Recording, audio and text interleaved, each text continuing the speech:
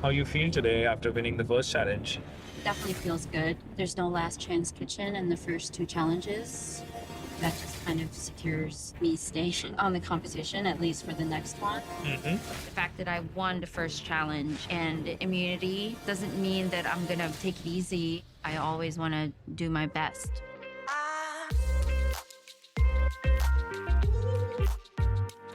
Welcome to the Eat Your Content podcast. I'm your host, Rich Herrera. Thanks for joining my little podcast. You can join any podcast, but you chose mine. So thank you very much. Just a reminder to follow me on socials at Rich Herrera and at Eat Your Content on your social media channel so you know what's going on, and to like and follow the on your podcast player of choice so you'll know when new episodes drop. Top Chef season 23, episode 2 recap today with my guest co host from Top Chef season 22, sporting the Top Chef jacket from his season in Canada, Chef Corwin Hemming. Chef Corwin, thanks for coming back. What's up, Rich? How you doing today? Good, good, good. Looking sharp in that one, man. I love the Canada patch. Looking good. I'm not. You know what made me decide to wear it today? I was watching the episode and I was looking at the Carolinas, and I was like, "Oh, I like their arm patch." And I was like, "You know what? Let me have a reason to wear mine. Mine is just sitting in my closet collecting dust." So I was like, "You know what? I'm gonna break it out today and wear it to work." So that's what I did. I love it. Looking sharp, man. Looking sharp. Thank So you. you're working Appreciate it. tonight? Yes, as You, always. you should walk out on the floor and greet guests with that Mm, on and be like, They would love it. They "What's would up?" love it. A lot of people actually come by the restaurant and they're fans of the show, so they were rooting for me, and so I get a lot of love in the dining room for this. That's awesome, man. Looking good, looking good. So let's get right into season 2. How are you with spice? How are you with peppers and what they show tonight? I'm a wimp when it comes to spice and heat. Although as I get older, I'm noticing I'm putting hot sauce on more things. They say when you get older, your taste buds kind of start deadening. So you put hot sauce on stuff to kind of bring some stuff to life. But generally, I'm horrible with any kind of spice. I'm kind of a wimp at that. How are you at spice? I live and die by hot sauce. I Now that I'm bald, I sweat profusely, and that's my kind of my gauge on how hot something is. I basically will eat something, and if my head is lighting up and it's dripping, and I got a towel on, you're like, okay, this is like way hotter for your regular consumer than it would be for me. But I enjoy spice. I don't mind it. Awesome. So I thought this was a really good elimination challenge. We'll get more into it, but I thought this really highlighted the Carolinas. So, but before we do that, we have the Quickfire challenge, which had nothing to do with the Carolinas. It was, I got to tell you about the way they ham fist these corporate sponsorships into these challenges is really funny to me. Like, look, I get it. Top Chef is really an expensive show. You need money, and corporate sponsorship is there, but man, the way they just kind of like force it in is a little rough to watch. But I actually thought the quickfire challenge was fun, even though it's sponsored by Talenti. But what did you think of the quickfire challenge? I thought it was good. As a consumer, somebody who watches the show, you say what you just said. They feel like they're cramming it in, but I think part of the motivation as somebody going on and competing on Top Chef is wanting to win money outside of the grand prize. There's only one person that's going to get the grand prize, but everybody's up for grabs if you embrace the challenge and you win some money. I was lucky enough to win, walk away with some money. So I'm all here for the sponsorships. I'm all here for the creative challenges. It gives it a little refresher, something different. And I think it was a good segue. Overall, I thought the challenge was cool, mixing it up, turning a cold dish into a hot dish. We actually did that on my season as well, and so I'm a fan of it. Top Chef they have a recipe. It's tried, true, and tested. It works. People win money. Everybody's happy. Sponsors are happy. TV's happy. Everybody's happy. So I'm here for it. Bills are getting paid. Bills are getting paid. Yes, 100%. And it's our first look at the Top Chef kitchen for the Carolinas. I love the kind of the light blue hue with Carolinas on the door on the back there and everything looking sharp. It's our first look in there. What were your thoughts on the kitchen? I mean, it looks like every other Top Chef kitchen, but I mean, I love the themed doors. Like you guys had Canada on yours and the Carolinas. I mean, every year they seem to step it up on set design. It looked really good. Yeah, it looks nice. I mean, the Top Chef kitchen is massive. Like people don't understand. Like if you have to run and grab something, you better get it in one swing because you're sprinting across 30 yards just to go there and then come back. Like, you're a little winded, and we saw, Massimo ate it. He tripped coming back with some mise en place and like spilled all of his stuff. Like, it's not an easy thing to do, like, especially while you're stressed and there's cameras in your face and you're thinking about all these things. There's a lot of way to go in these big kitchens. Yeah, I mean, I don't think the TV screen gives it justice. How big is that kitchen? Like you said, 30 yards from one end to the other, but like how big and massive is it when you actually see it in person? It's a warehouse, man. They basically like gut a warehouse and they turn it into this functional kitchen with everything that you could possibly need. And then the craziest part is there's other sets behind there, and there's a dishwashing station in the back, and then there's video editing. They turn this massive compound into everything that functions for the TV show. It's quite impressive, 23 seasons later, and it's working. Yeah, it looks good. It looks good. So let's get right into the quick fire. Our guest judge is Mei Lin from Top Chef Boston and winner of Tournament of Champions, which is starting to grow on me. I know there's 7 seasons in Tournament of Champions, but that one's a fun show to watch. I've been watching that one lately, and so she's a winner of Top Tournament of Champions. I can't remember which season, but good to see Mei Lin again. And we talked about it. The challenge was to turn a Talenti gelato flavor into a savory main dish, highlighting the flavors that inspired the gelato flavor, and it will be paired with a scoop of gelato at the end. So it's kind of a full course meal there. You have a main dish, and then you little gelatos chaser there. 30 minutes and 10K. The chefs are paired head to head with their flavors. So Nana and Jossie had the Alfonso mango sorbetto, and then the cuisine was Indian, and Jossie made a Malai paneer tikka with kachumber salad and spice mix, and Nana did a curried cauliflower steak with chunky tomato salsa and spinach. Um, I thought it was pretty fun that Jossie got the mango and doing Indian food. So I thought that if I didn't know any better, they did that on purpose. But he picked the right one for him. What did we think of their dishes? And they didn't really say. I mean, they did have the hits and the misses, but if you were looking at them head to head, who do you think had the better dish there? So let's touch on the first part of that. I think you get to pick what flavor you wanted. You saw Right. Anthony, for example, picked the pistachio and then kind of like was just like, oh, why did I pick this one? Like, that's what comes along with Top Chef. The knife draws all this. Like, you got to be strategic in everything you do. But I thought Nana actually rebounded really hard into the quickfire challenge. You need those small wins. You need to pick yourself back up very fast and reset. And her cauliflower steak looked really nice. It was nice and glazed and lacquered, and she is sticking true to herself in her cooking. Even though she had a mishap in the first episode, she's going for it, and she's staying tried and tested through her heritage, her cuisine. And she's just leaning on flavors that she likes, and she made herself into the top three. I thought she had a really, really nice looking dish. Yeah, I thought she had a nice comeback from the first episode on this one, and let's talk about the ice cream picks for just a second. I Mhm, I think I forgot which twin had it there. The vanilla. That's mhm. probably Jonathan. It was Jonathan that had Yeah. the vanilla bean. So probably the safest pick, right? And he even said it on his confessions, like I have no idea what they're going to throw at us. I need to pick the safest thing, and vanilla was it. Because they had some weird ones that once I heard they're changing it into a savory dish, I'm like, oh man, really feel bad for the folks that pick some of these, like the pistachio one or the caramel cookie crunch. Mhm. Those are tough to Yeah. try to turn into a savory dish. So, looking at the challenge, what ice cream would you have also went safe and picked vanilla, or would you challenge yourself and pick something like the pistachio or the butter pecan? I would have picked the ice cream that I actually wanted to eat. That to me is like, you're familiar, you're safe there. So I think it's on a person to person basis. I personally would have gone with the mango. I'm just saying, that leans into the flavors of what I like to eat and cook anyways. And so I think I would have gone straight for something very familiar. I wouldn't have picked something that I don't like or is a little bit weird just because Top Chef is good at throwing, curveballs at you. Like, for example, we saw they did the Chipotle challenge on my season.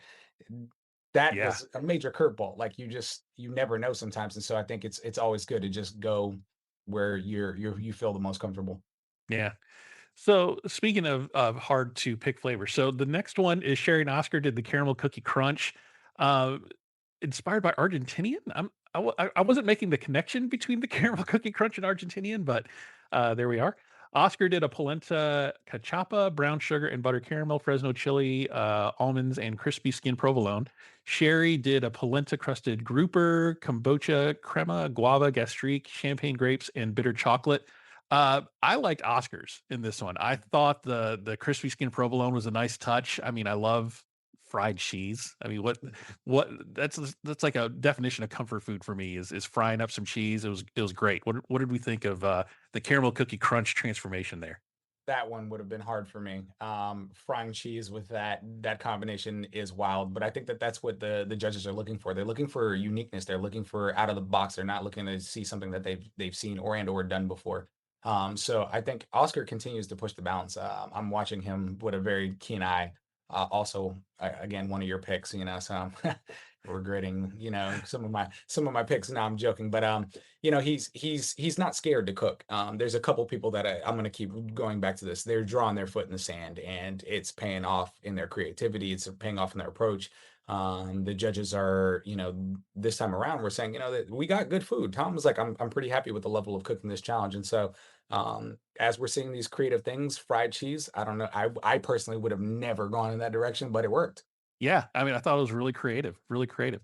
Lawrence and Anthony had the Pacific Coast pistachio inspired by California. Lawrence did a lambork with apricot jam, pickled tomatillos, and pistachios. And then Anthony did crispy artichoke with pipion sauce, candied apricot, and pistachio. I'm telling you, Lawrence is somebody to look out for. Yes. He really he ended up winning the quick fire spoiler, but he really did a good job in this Yeah. challenge. And that lamb bork looked really, really good. This is probably the one dish that on the quick fire, I'm like, I want to try that. I want to Mhm. eat that one. What did we think there? Lawrence is definitely stepping up to the plate.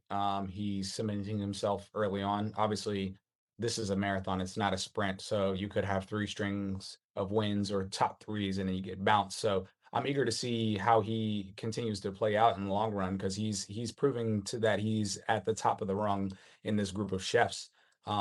I like the fact that he cooks a cuisine that is kind of off the beaten path. He's mostly Mediterranean, Turkish trained, which is super interesting, but he can cook other things, but he's leaning into that. And I think maybe he's just getting lucky with some of these flavors, you know what I mean? Some of these picks are just leaning like falling in his lap and he's cooking at a high level. But I think if he continues to do what he's doing, he's gonna have success and we'll potentially see him in the finale. Yeah, yeah.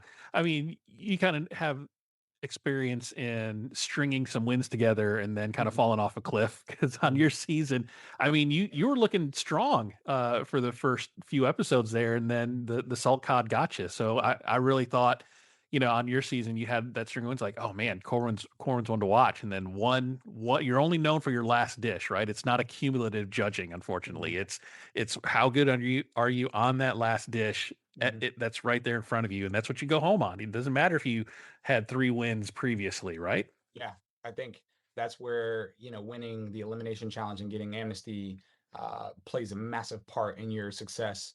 I never won a an elimination challenge, so I think that's where I was hoping. There was one challenge where I was like, "Oh, I think I got it." I think it was the cold challenge where it was me, Katiana, and I believe Tristan were the three finale top three in that one. And Katiana got it. She used some type of root, licorice root or something was her component. And I think the judges gave it to her because she had a much more difficult ingredient. I think if I remember correctly. And we both did really well. And I was like, man, I wish I would have got it because I think that would have given me amnesty on the next challenge, which I would have been good, But the hard part about Top Chef is the sometimes things aren't in your favor. You can cook a really nice dish, but the quality of the product that you had to begin with will literally set you apart. And like you said, I was remembered for my last dish. I made a salt cod fritter, me and Kat, and it just didn't work out because of the quality of seafood we were able to get our hands on. Obviously we wanted salt cod, couldn't find it anywhere in Canada.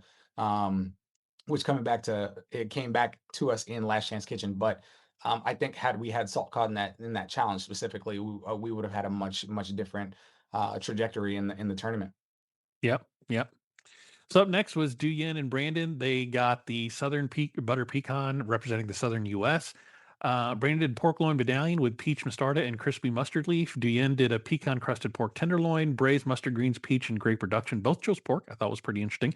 Duyen had the Brittany situation with some raw pork. Tried to do a whole pork loin in 30 Yeah. minutes and couldn't quite get it done. But unlike Brittany, she's like, I ain't serving this, and tried to salvage it, but didn't quite work out for her.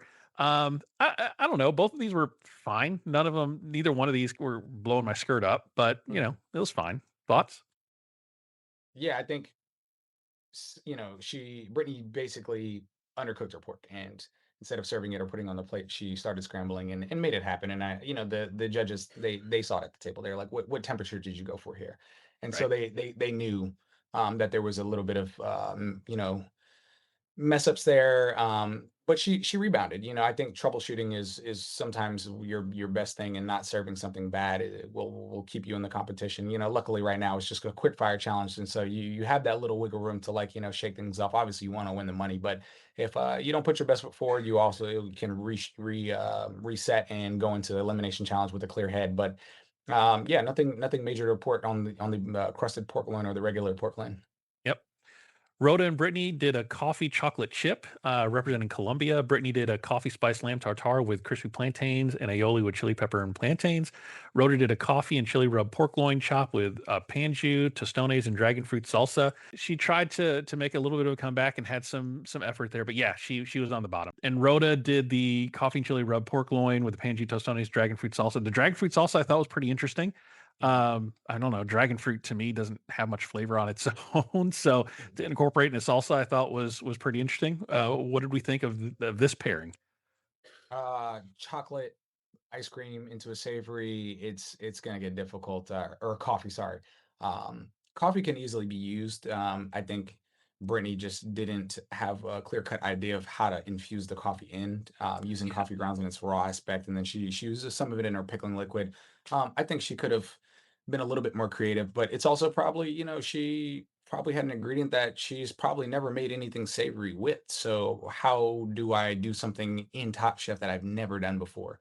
Without even having an idea. Some of these challenges are really hard, and it stresses even some of the best chefs to create and make something nice. And she did a tartare. It didn't really work out. The judges kind of were looking for the flavor and kind of lost it there. And so I think Rhoda is also stepping up. I think Rhoda and Lawrence are two of the clear cut. I'm here. You're gonna have to beat me, see me at the finish line type of chefs in this competition. And she's cooking successfully. She didn't win, but she's cooking successfully, and that's apparent here. Yeah, Rhoda definitely. She's coming in with the mindset is I'm not looking to make friends. I'm here to beat everybody. And Yeah. I think if you have that game face on, right there at the beginning, she knows her why Mhm. of being on Top Chef. So she's definitely cooking really really well right now. Her and Lawrence Mhm. both. Jennifer and Justin, the life partners. I kept calling them a married couple, but they're not married, so they're life partners. Mediterranean mint, obviously from Mediterranean, inspiring there. Jennifer did a marinated fennel salad with oranges, cured black olives, figs, feta, cheese, chocolate, lemon puree. Justin also did a fennel with vinaigrette, feta, roasted pine nuts, figs, and olives. It's They did not plan to do almost the same dish, but it's kind of that hive mind, right? When you're a partner with somebody and you look at these ingredients that have available, and you've been cooking together for so long. It's fun that they cook the same dish, but not surprising. What did you think? I think they're gonna have to find their own lane, and kind of separate. They're picking the same ice creams. They're standing next to each other. They're kind of picking the same ingredients. And yeah, there's a groupthink aspect. They've been together for a long time, but Top Chef's about setting yourself apart and going for it and cooking to win. They both had really nice dishes. I loved aesthetically how they both look on camera, but you've got to find a way to stand on your own feet. And this is exactly what we talked about before the season aired. Is I'm not sure about the twins. Maybe that competitive advantage is helping them, but when one of them goes, then what? This married couple, if one of them gets knocked out, is it going to weigh too heavily on the other person? So I want to see them come into their own, because they're cooking the same food, and it's not a bad thing so long as they're successful doing it. But I want to see what makes them different, like what makes that person unique versus him and her. That's what I'm looking for with them.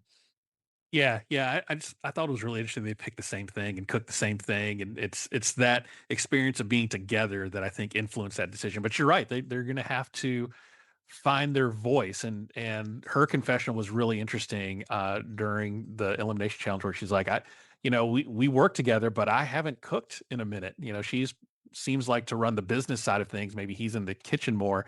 And so she's doing this to kind of prove to herself, like, look, I can still cook. I can still do this. So, but let's see what kind of voice comes out of that as she seems to be finding herself again through this Top Chef gauntlet. Jonathan and Seeger, they picked the vanilla bean. So Madagascan is what they were tasked with. Seeger did a strawberry snapper with cracked coconut and uni, and Jonathan did a charred eggplant, tamarind, miso, vanilla sauce with lychee and coconut. Um, Neither one of these. I mean, for me, I guess Jonathan's seemed to be okay. The better of the two, I think. What are your thoughts? Which one of these seemed to be the winner in this pairing for you? Yeah, I think Jonathan had the better of the two. Seeger, he seems like he's on a roller coaster a little bit. He's up, he's down, he's up, he's down. Um, and so I think, he's got to figure out how to find his own lane because he's cooking well. We saw in the first episode he was critiquing his teammates the right direction. And then they fell flat on their face, with the fish obviously being warm and but he's seeing things. He's got attention to detail. He's got to get comfortable. He's got to just rest into the competition because if not, Rhoda, the Lawrences of the world are just going to cook past them. And so I'm eager to see I'm eager to see what Seeger does if he can lean into it. He was my number one pick. I need this guy to step up ASAP. Yeah, it's interesting to see how many challenges it takes for for a chef to kind of get it together, Mhm. and find their voice and find their rhythm. Some find it quicker than others, so we'll see how Seer does. He's through two challenges right Mhm. now. You're okay. You can kind of hover in the middle, but Yeah. the closer we get or the farther along we get, you got to do better. You got to Yeah. come up with 100%. something that shows who you are as a chef and stop playing safe because you're going to run out of middle here in a little bit. So, We saw that in my season. Tristan at some point started oh really yeah, being like first challenge he missed the sauce. Second challenge he didn't really make any noise. Third challenge he started like bubbling, and then from there Tristan started cooking at a very high level very fast. I got knocked out. Katiana got knocked out, and the whole time we're in Last Chance Kitchen, we're like, "Yo, who won the last challenge? Who won the last challenge?" And it was like Tristan, Tristan, Tristan, Tristan, and I'm like, clearly whatever he's doing is working. And so that's just a matter of resting into the competition and being like, I can't keep making mistakes. I've got to like go for it and cook to win. And that's what makes a champion. Shout out to Tristan. So yeah. I mean, he found his voice and found out his perspective of cooking, and then leaned into it the rest of the challenge, and it won him the season. Won him yep. the season. So let's talk about the least favorite dishes were Brittany. We talked a little bit about that. The coffee flavor didn't come through the dish. The judges were saying it was overly aggressive with raw onion. Mm, And yeah, raw onion is rough. yeah. It can definitely overcome a dish, especially if you're using like the red onions. Those are horrible raw. So that landed her on the bottom. Seeger, your number one pick. The fish was overcooked and the sauce work tasted muddy, which is not something you ever want to hear. No. And Du Yen, the pork was cooked okay, but they said it was missing a lot of seasoning, and it couldn't stand up to the gelato. The gelato kind of overtook everything. The most favorite dishes, Oscar. May thought it was really sweet, but it was well balanced. And with the cheese, it felt like a late night snack. Lawrence's dish had all the aspects of salty, sweet, and tangy. It reminded Kristen's mother-in-law's Borek and Nana, whose spice paired very well with the sorbetto. So it was really cool to see. And she finished early. So she learned her time management mistake and finished a little bit early. So it was really great to see Nana come back and get some confidence. And I think she's taking that through. She learned her lesson in the first one and is starting to dial it in. Did the judges pick the right least favorites and most favorites? Yeah. You never want to hear muddy as for a way to describe food. So Seeger, you know, I wonder what he did. Did he puree it? Did he not strain it? I'm curious because he made like a coconut sauce, which is easy to balance, but he's just got to figure it out. I think the judges made they know what good food is. They're not going to pick bad food, and especially with a previous chef as one of the other judges, like nothing's going to get by. They're going to ask the right questions, and they're going to do their due diligence to make you think about it. Raw onions, I think that's in it. You're not tasting your food. You should be tasting, tasting, tasting because you're getting ready. You don't know who's going to be your judge. Daniel Boulud was mine, one of our judges, and you're cooking for these people. They know what bad food is, and they know what good food is, and they know what's mediocre, and they've seen it, they've in their own kitchens. And so I think if you're gonna go for it on Top Chef, you've got to like do your due diligence and like taste something and be like, whoa, that's a lot of raw onion, and make that adjustment right there in the moment. Pickle something, take the onion out, but you've got to like do your due diligence as a chef to like use a cake tester, man. Like anytime you're feeling your fish or your proteins, like feel it. Like that's gonna tell you exactly where you're at. This is one of your best tools that you could keep. And it doesn't seem like in those moments when some of these chefs are making these bad mistakes or these like little mistakes, it's like they're not doing the checks and balances, and it's apparent. Yeah, I mean, I think there's something to be said when you go into the competition as as stressful as Top Chef. Those, I think we talked about this last time. Those basics kind of go out the window, right? And you kind of forget, and you're so worried about the clock, you're worried about getting something on the plate that you kind of forget those basics. So, Mhm. yeah, Brittany being on the bottom again, coming off of being on the bottom of the first episode. How much does that hit your confidence a little bit? Where do you think Brittany's head is at right now, being on the bottom in the elimination challenge in the first episode, being a least favorite right here? So you're kind of back to back on the bottom. Where do you think her head is at, or where would your head be if you were in that position? The hard part is most of the time you don't even get to see what's going on around you. Like the winners are sometimes on the other side of the kitchen. And so what they're plating, what they're cooking, what they made, you don't taste, you don't see, you're not observing that. You're kind of really honed in your own world. And so it can be a little bit difficult because you're probably you're stewing. You're like, I know I'm better than this. I know I can cook better than this. Like these challenges are hard. Like, what am I doing? And then, having to adjust on the fly. Like there's a lot of little nuances that you've got to like start checking in and making that adjustment to start cooking the way in which you feel most comfortable and you feel most confident in. For example, I had a rough second cook with the brunch service, and I dodged a bullet and didn't get eliminated. I could have swore I was going home. I was like, I deserved to go home. This sucked. Like I sucked. I sucked today. I could have done so many things differently, despite whatever my challenges were. But um, in the second that happened, I felt like Tom Brady when he was down 28-3 to my Atlanta Falcons. Like I just buried my head and was like, you've got to light this fire. You can't exist in the middle. Go for it. Cook. Go for it. You showed up to Top Chef to show the world that you could do it. So let's do that. And that's when I started putting together a couple string of wins and, rose myself back out of the ashes and kind of, boosted myself up, won some money, almost won a couple of challenges. And that's when I was like, okay, like if I can continue this momentum, I'll get there. But she's got to find that. She's got to like put her head down and like light that dog inside of her and like really start coming for it. Because if not, she's gonna stay there. She's gonna get bounced. You get back to the hotel after being on the bottom again. What are you writing in your moleskin notebook as you're drifting off to sleep that night?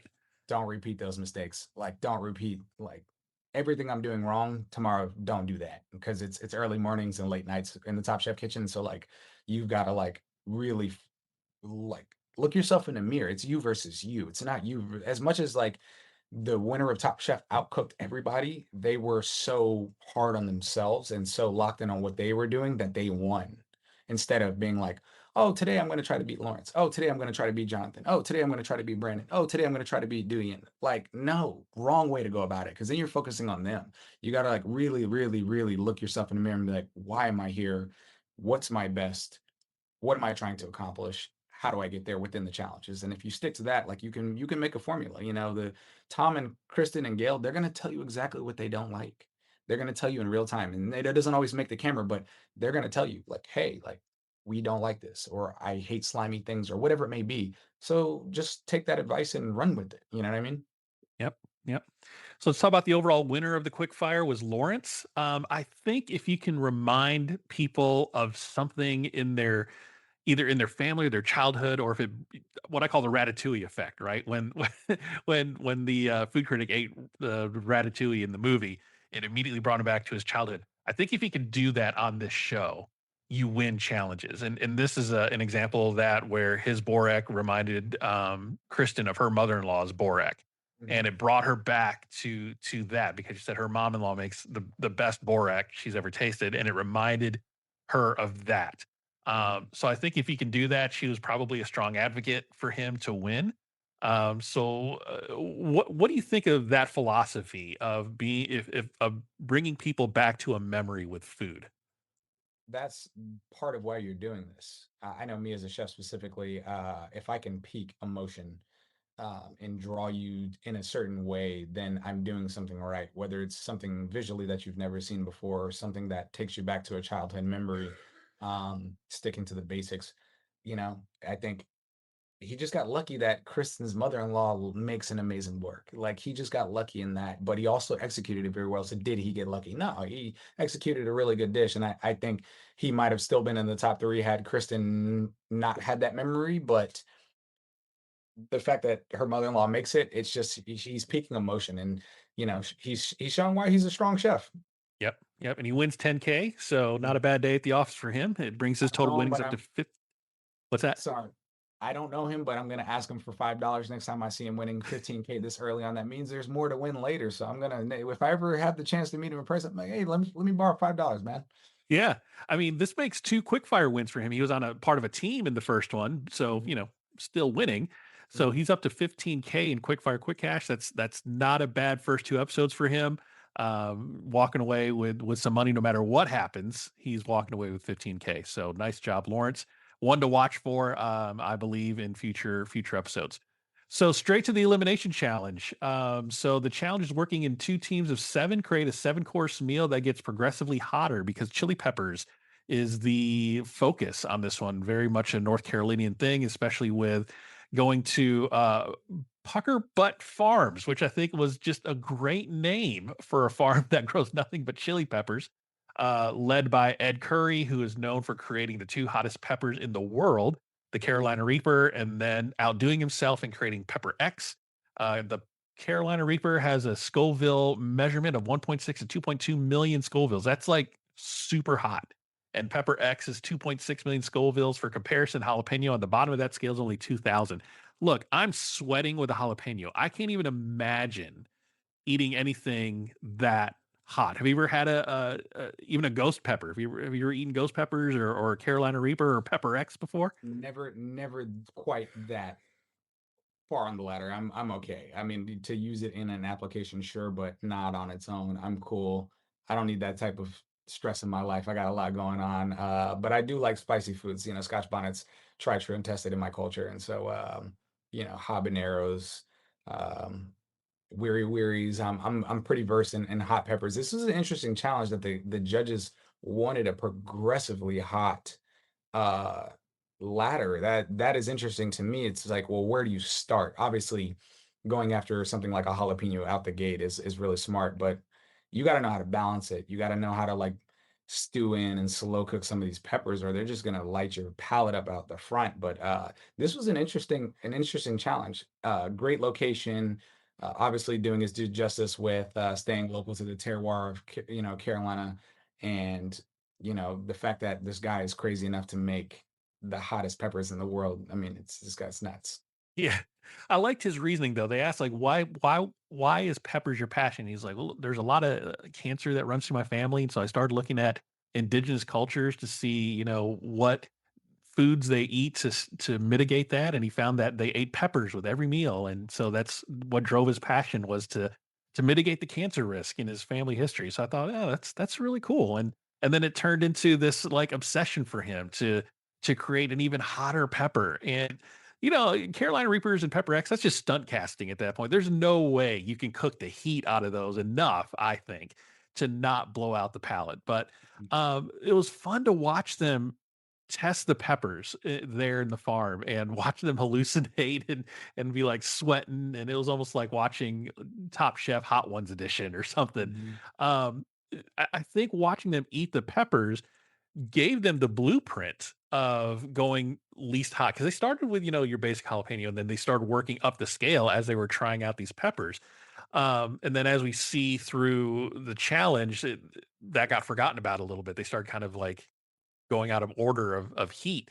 Um, but looking at them eat those peppers, man, what did you think? That was pretty hilarious. And were you kind of like, yeah, I trust you that this is hot, but there's no way I'm going to put that in my mouth. I mean, that's a part of it. You have to taste the peppers. You have to taste your way through so that you can see what you're working with. Um, yeah, man, this is a tough challenge. Yeah. So the challenge is trying to cook these chilies so that they add the flavor without blowing out your palate. As we get to this is 7 course meals. We get to the fifth, sixth, seventh courses. What's the strategy, or what do you do? Because I'm not a professional chef. How do you cook a pepper that hot to not blow out a diner's palate, but to give them the flavor of the pepper with that heat, but not torture them? What's the strategy there? So believe it or not, how where you add your spice in a dish, especially when you're slow cooking something, is going to tell you exactly where the heat is. If you add your peppers up front and you've eaten like a really, really spicy hot sauce that sits on your lips, it's because the heat was added straight out the gate. It's going to sit on the front of your palate. If you add your heat at the back end, of a stew or something that you've braised low and slow over time, and then at the end you just dial in a little bit of heat, or start braising later, then you're going to get that on the back of your palate. And that way it's more palatable, it's easier to digest. You're going to get all the flavors that came before it first, and then you're going to get the spice in the back. And so if you know how to work with heat, you're going to add certain things in. Also, some peppers, don't let them bust. Don't let them blow up while you're slow cooking them, because then all the heat from the seeds gets into whatever you're cooking. You just got to know what pepper you're working with and how to cook it, and how to approach it. Seeger, for example, he went up first, and sorry to jump out of order, but he went first, and he used jalapenos. Smart. Play it safe. Like you're first. Don't use too much heat. Pair it with some vinegar. Pair it with some acid. Pair it with something that's going to dull down the heat, so that you're not killing the judges on their palate, and you're not just overdoing it. Because when overdone, there's no coming back from it. And that's where most of the heat lies with the chili peppers and the seeds, right? So if those seeds get in there, or the rib of the pepper, those are the hottest pieces. It's not necessarily the pepper itself; it's those seeds that get in there that can really drive up the heat of something. So, yeah. So I thought it was a really good challenge because it does challenge you as a chef to try to incorporate it. It's the heat is the point, but it's not you shouldn't overdo it. So it was a really delicate balancing act, I thought, successfully done by one team, not so much the other. So let's talk about the team. So the green team was Seeger, Rhoda, Brittany, Oscar, Jennifer, Anthony, and Jonathan. And the red team was Brandon, Nana, Lawrence, Sherry, Duyen, Justin, and Jossie. I thought Jossie was pretty interesting to hear. He's like, I'm not a big spice guy, which is ironic being Indian because that's what Indian food is known for. So Jossie breaking stereotypes all over the place. So I thought it was interesting that he picked to go last. I did not think that was a smart strategy because if I'm like I'm not a chef, right? So if I know I'm not strong on spice and this is a progressively hotter course, I'm not going to put myself on the hottest end of the spectrum because I got to taste my food as I'm eating it, and I'm not going to be able to stand it to be able to taste it. What did you think of that strategy? That I personally would have. You nailed it right on the head. That's just not a good strategy. It is also hilarious that he's like, I know I'm Indian. I don't like spicy food like that. Out of a scale of 10, I'm a 2. I was like, oh man, he's gonna struggle in this one. He set himself up for failure. But good thing is it's a team challenge. I think if you draw knives and you get a strong team, asking questions and asking for them to taste your mise en place is like going to be super important, because they're going to tell you what you need or what they think. Yeah.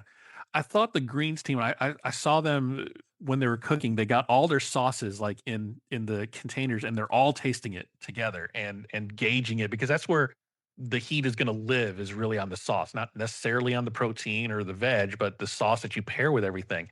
So I thought that was really smart of the green team to stop for a second and start tasting each other's sauces in the order of heat and making sure they're all kind of in the right area of the progression. What other things did you see as far as strategy as a team cooking that you thought, oh, that was a good idea, or something they thought, well, what are you thinking? What are you doing? So Rhoda really stepped up, and kind of cemented herself as like the leader of the team. She's like, I'm going to judge everybody's spice level, and we're going to do this together. And that type of organization is what will win you a team challenge, when somebody really steps up and kind of is like, more, more, less. You're good right there, and that really helped their team out. I think the red team came out really strong, and then kind of fizzled out a little bit. Their last 3 courses, they didn't do so well. Whereas the green team, they just stayed consistent and they stayed in it and they trusted each other, and that paid off versus just going for it and everybody's just kind of playing the guessing game. Like, oh, I'm fifth, I'm fourth, I'm just gonna make this. And then by the time the team jumps in, it's too late, which we saw with Jesse. Yep. Yep. So let's talk about the courses. So the first course was Seeger versus Brandon. Mhm. Seeger did Kumoto oyster, cucumber, green jalapeno mignonette, granita, and reaper salsa. And Brandon did a tuna tartare, tomato jalapeno jelly, avocado mousse with puffed wild rice. Seeger came in. They thought he came in too hot with the reaper. He did the jalapeno, but he added like a couple of a little thing of Carolina Reaper in there. And then now everyone has to go hotter than that from the first course. So I thought Seeger kind of jumped the gun on the heat level a little bit. Maybe he should not have put the Reaper on there and just stepped it up or just left the jalapeno in there. Which I thought, that's going to be a problem, right? And with Brandon, the Ed liked the texture of the tuna, so some good feedback there. So when you heard the judges say this is hot, this is hot, Seeger. So what did we think there? I think Seeger adding in that second hot sauce really hurt him. I think he should have just stuck with the jalapeno. That would have been a super safe, very mellow, because then you set a wider range of heat that your team can now progress into. I thought his dish was very, very nice, aesthetically pleasing for a first course. Small Kumamoto oyster, cucumber definitely goes well with doling out some of that heat in terms of its freshness. I think he had a great strategy. He just dropped the ball with that, adding that second pepper element in there. Yeah, just a little bit of editing there because that first course is so important to set the floor, right? You set the floor of your heat in that first course, and adding those little drops of the Reaper wasn't a good start because then where do you go from there, right? You're Yeah, already at the it's a top. hot pepper. It's really hot. It's really hot. So the second course, Brittany did a charred corn and grilled shrimp salad with chili lime vinaigrette and pickled cayenne peppers. Malin said it was boring but good. Mhm. Kind of a backhanded compliment there. Sherry did a chilled seafood chowder with lemongrass, Fresno chilies, and Fresno lime granita. Gail said the dish was elegant. So good feedback from the judges there. Brittany kind of had mixed results. What did you think of these two courses? I thought I like the chilled seafood chowder sounded interesting to me. Mhm. I can't smell the food or eat the food, but that was an interesting take, I thought. Yeah, I mean, making something cold is going to dull out the heat for sure. It's going to add a cooling or refreshing aspect to it. So once again, just playing it smart. Like kudos. Like that's just a good idea. And Top Chef is all about good ideas. Like how can you articulate a good idea onto a plate? And I think that it was done pretty well. Yep, yep. Third course, so we're getting progressively hotter. Jennifer did a pepper crab with grits and seafood gravy. Gail liked the sauce. Maylin liked the textures. Deanne did a pork lob salad with jalapenos and rice crackers. Tom liked the lob. Mhm. I liked Jennifer's dish. It looked Mhm. very rustic, I guess I should say. You're talking about crab and grits, which is, seafood and grits is always a good combination. Mhm. And then the gravy there, people or the judges there really like the gravy. So I thought Jennifer had a good showing Mhm. in this third course. What did you think? I think obviously lob is known to be spicy, so doing a dish that's known for having heat level, it's going to be easy to make. You already know where it should be based on where you are on the progression of your team as well. So smart decision there. I thought doing this, crab and kind of it reminiscent of a southern dish already. I think she's cooking to the Carolinas or the South in general, going with this crab dish, super rich, very nicely done. It looks very aesthetically pleasing, and I think that she made a southern dish. I immediately was like, oh, that's smart. Like that's a good idea right there. Yeah, I don't know if it was intentional for her to kind of invoke the South in that dish, but yeah, I mean, it fit perfectly with the theme of the Carolinas, Mhm. with the grits. So I thought it was, it was a good dish.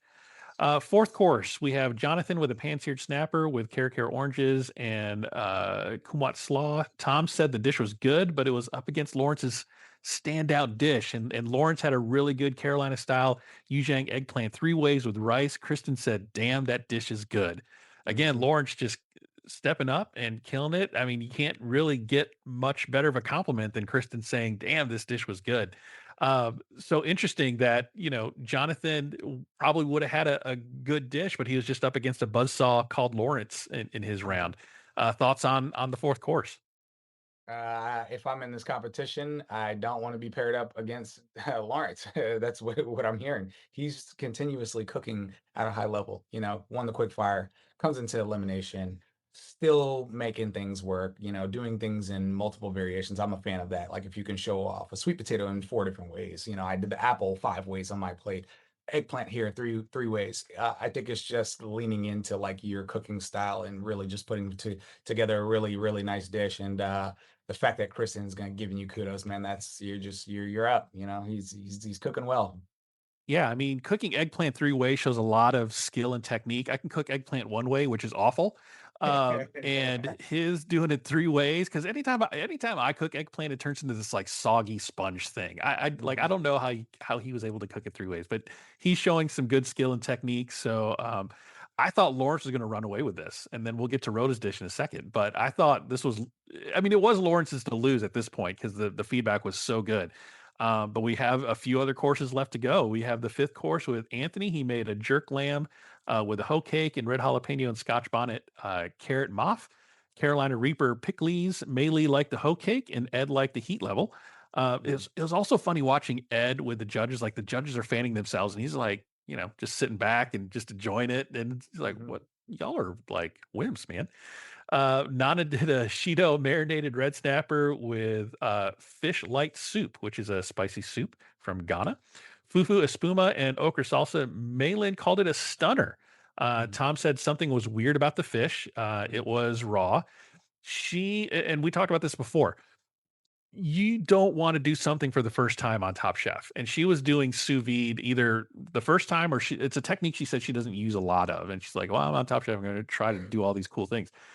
Probably, I guess if you're gonna do it early. That way you can kinda hide in the middle.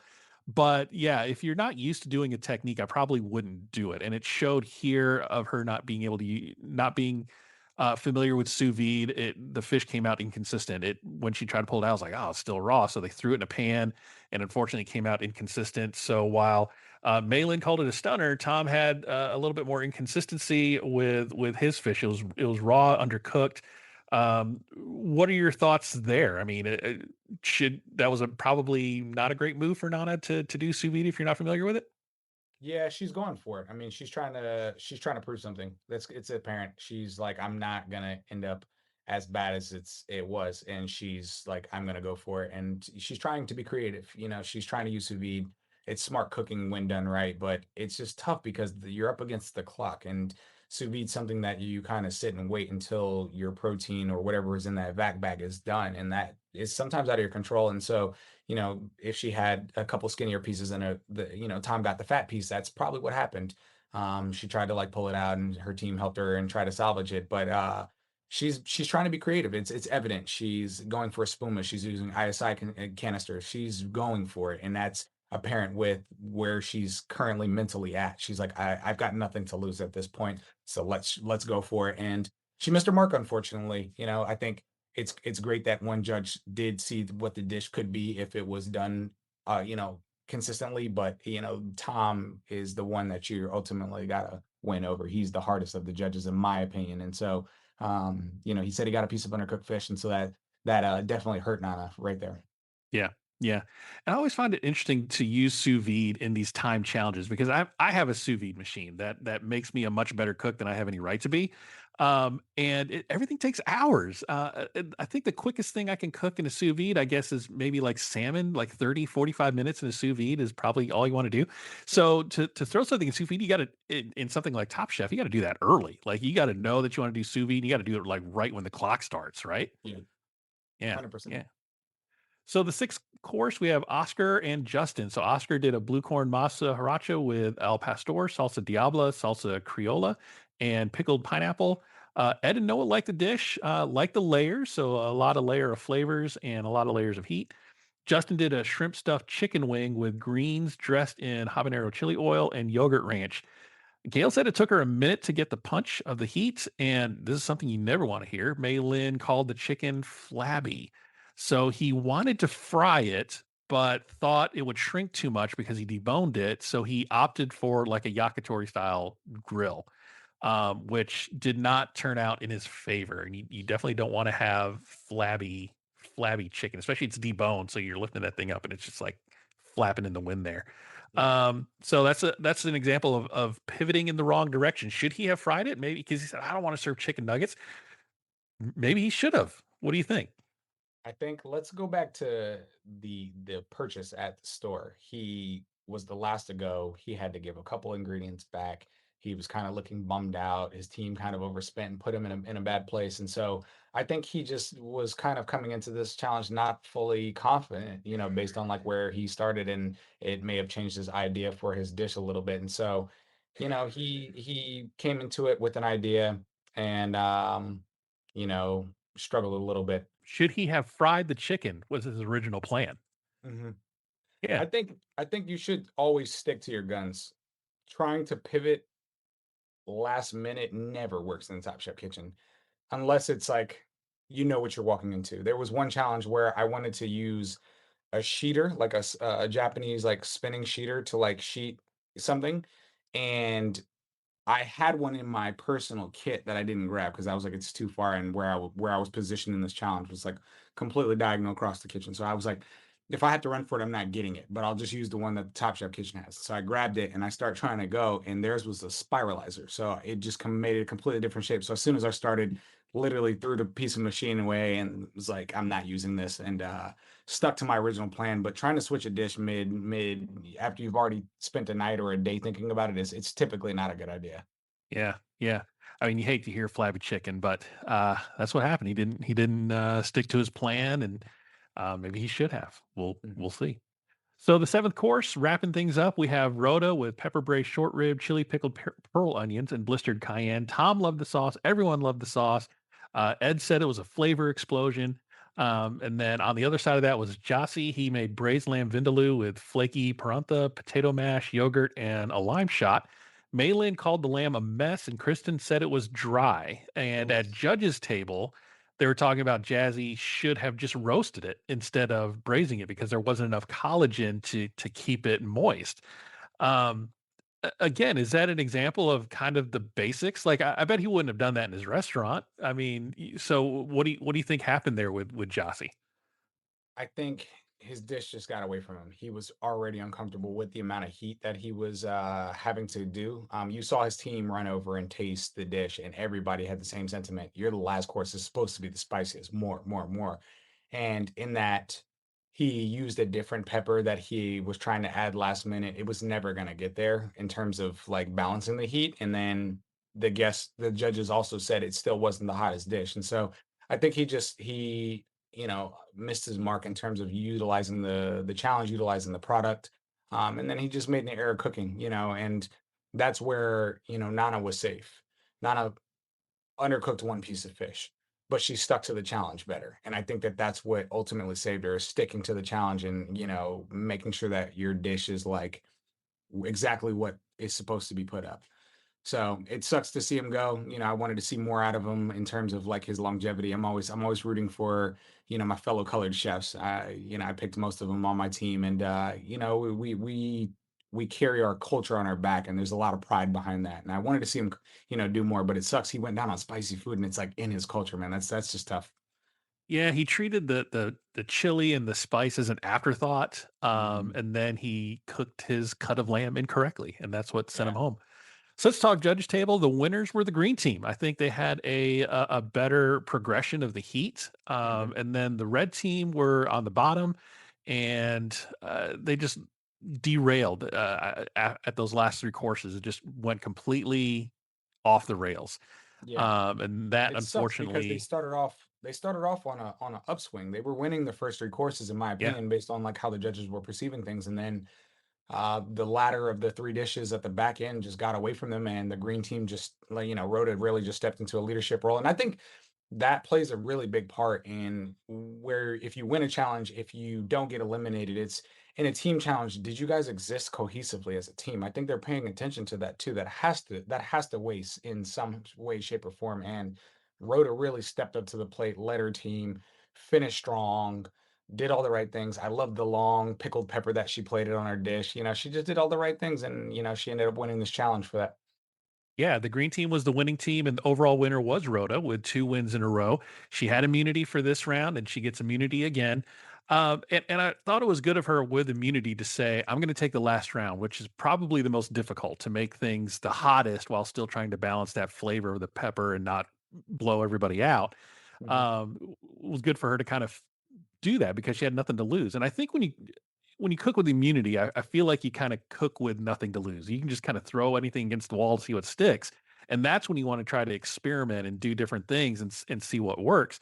But with her, she just kept doing what she was doing. She stepped up and she won the thing. That's 2 wins in a row, 2 immunities in a row. So she's gonna have immunity next week when that elimination challenge comes around. But she's great. She's doing If so well. if it's not broke, don't break it, as they say. She's playing with house money right now. She's the person with the target on her back. In terms of like everybody needs to race to her level or they're not. We're only seeing a couple people. I'm seeing Anthony do well. I saw Anthony made the jerk lamb. I really, really liked his dish. I liked his vision. He executed kind of West African Caribbean on his plate. I'm waiting to see if he heats up and throws his hat in the ring there because there's a couple people that are like right behind, and I think it's just a degree of separation as of right now. Yeah, I think Rhoda and Lawrence, and yeah, I agree with you with Anthony are starting to emerge and Yeah. separate. So let's see if they can Also, keep that momentum going. Let's go to the points. So, unfortunately for you, most of the winners, both in the quickfire and the elimination challenge, landed on my team. So I end the episode with 20 points. Jesus. And you unfortunately end up on that episode with -5. So you Oh are my God. in the hole right now. Okay. Okay. You need to get in the locker room with your team and tell them to step it up, man. Hey, look, man, I got to make some phone calls here. I just also finished another fantasy league, and I didn't make the playoffs in my basketball league. Usually I'm the top gun. I've won this league before. I'm a champion, but for some reason this year is not my year on fantasy. Man, it sucks. There's something to be said about consistency there. Consistency. Oh, well, we did it. We wrapped up episode 2. I thought it was a really great episode. 2 good challenges to start that week, and we'll see what next week brings. Next week, the third week, LCK is back in play. So unfortunately Ooh. for Jossie, he is out for good. So no last chance kitchen for him. But we'll I, see how I they don't want to introduce it believe next it. week. I think they're gonna. I think they have to bring these chefs back. I don't believe it. I'm You not think? until I see it. I don't believe it. I think the first two out are going to be a surprise. Oh, we brought them back, and they get to cook because they deserve it, man. Day and Jossie, that's what the redemption story of Top Chef is all about. You got it. You can't. I don't want to believe it's true. I can't. Yeah, I know. We'll see. We'll see what happens when last week or Last Chance Kitchen picks up here after these first 2 eliminated. But for now, we leave you with me in an incredible lead over you over 2 episodes. But until then, where can people find you online? What's going on at the restaurant that people should be aware of? Follow me at Chef Corwin Hemming on Instagram. At Islet Restaurant, we are getting ready for a spring menu flip, so we're all in on new dishes, new things. A lot going on. If you come in and you know me, you get the PPX treatment. So I'm excited. We're revamping. We're continuing to push. We actually just got a semifinalist for the Washington D.C. Rammys Best New Restaurant of the Year. So we're throwing our hat in the ring this year. Right out the gate and pushing really good food and good service. And so I'm excited for the restaurant. I'm excited for our team here. Nice, nice. And don't forget to follow me on socials at Rich Herrera and at Eat Your Content. And make sure to like and follow on your podcast player of choice so you know when things are coming out. Chef Corwin Hemming, until next week, thank you so much. Over and out. I'll see you, Rich. Thank you.